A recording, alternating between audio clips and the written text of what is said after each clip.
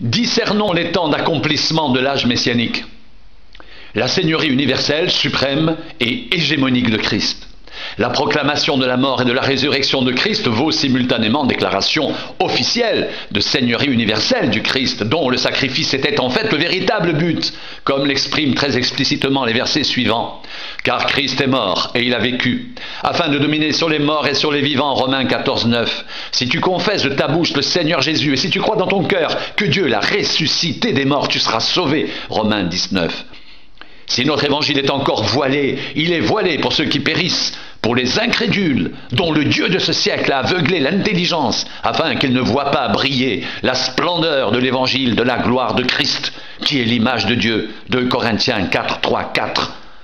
Ces textes relatifs à la seigneurie du Christ, articulés à ceux relatifs au jugement, mettent en évidence la thématique harmonique, résurrection, seigneurie, jugement. C'est ce qui paraîtra au jour où, selon mon évangile, Dieu jugera par Jésus-Christ les actions secrètes des hommes, Romains 2, 16. Mais toi, pourquoi juges-tu ton frère, ou toi, pourquoi méprises-tu ton frère, puisque nous comparaîtrons tous devant le tribunal de Dieu, Romains 14, 10. Car il nous faut tous comparaître devant le tribunal de Christ, afin que chacun reçoive selon le bien ou le mal qu'il aura fait, étant dans son corps, 2 Corinthiens 5, 10. Dans la pensée de Paul, le jugement à venir est un constituant indissociable du bloc de la foi, et la fonction judiciaire, un attribut structurel de la seigneurie universelle de Christ, acquise par sa mort et sa résurrection. Ainsi, le temps de l'accomplissement des prophéties, l'âge messianique a bien paru selon un plan arrêté et une prescience divine réalisée en la personne du Fils unique de Dieu par son sacrifice à la croix du Calvaire.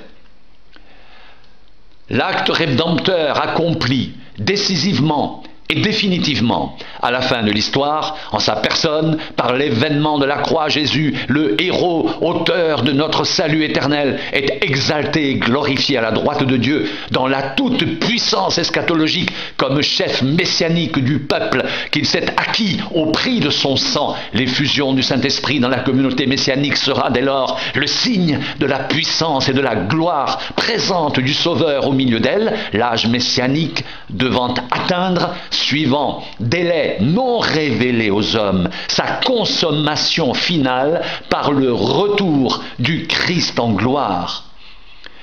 Mais Dieu a accompli de la sorte ce qu'il avait annoncé d'avance par la bouche de tous ses prophètes, que son Christ devait souffrir. Acte 3, 18.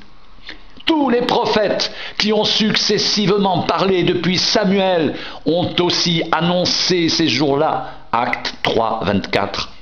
Après cela, je répandrai mon esprit sur toute chair. Vos fils et vos filles prophétiseront. Vos vieillards auront des songes et vos jeunes gens des visions. Joël 2, 28. Hommes galiléens, pourquoi vous arrêtez-vous à regarder au ciel? Ce Jésus qui a été enlevé au ciel du milieu de vous viendra de la même manière que vous l'avez vu allant au ciel. Acte 1, 11.